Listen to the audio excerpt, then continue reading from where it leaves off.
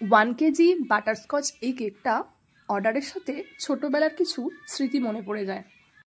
কারণ আজ থেকে 15 বছর আগে আমার স্কুলেরই এক বান্ধবী, যার সাথে তখন কথাবার্তা চলতো, কারণ কলেজের পরে আমরা অনেকেই আলাদা হয়ে যাই, তো সে তারই ছেলের অন্নপ্রাশনে এই কেকটা অর্ডার করেছিল। এরকম ইনসিডেন্ট হয়তো তোমাদের অনেকের সাথেই হয়, কারণ আমরা স্কুলের পর যখন কলেজের লাইফ শুরু করি তখন স্কুল লাইফের অনেক বন্ধুদের সাথে আর কথাবার্তা হয় না, কিন্তু এই ফেসবুকটা ছিল বলে আজকে অনেকের সাথে আবার যোগাযোগ হয়।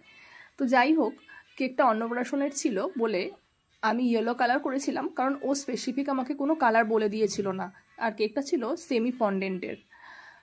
আর আমিও কাজের ফাঁকে ফাঁকে কিছু কিছু ভিডিও ক্যাপচার করছিলাম। সবটা করা সম্ভব না, আর সবটা করলেও ভিডিও এডিট করতে অনেক সময় চলে যায়। তোমরা জানিও কেকটা তোমাদের কেমন লাগছে, কমেন্টে অবশ্যই জানিও। আর আরও কিছু কেকের অর্ডার রয়েছে, সেই সমস্ত ভিডিও কিছু কিছু করে আমি রাখবো, সময় মতো আবার পোস্ট করব।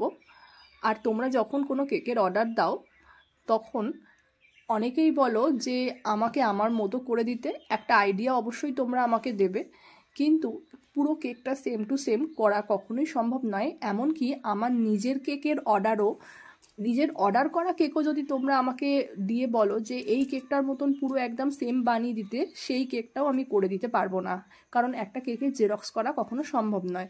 তো অবশ্যই তোমরা কেকটা অর্ডার দেওয়ার সময় কোনো একটা ধারণা দিও বা এরকম ধরনের করতে বলবে। আর উপরে আমি একটা ফন্ডেন্টের বেবি বয় বানিয়েছি,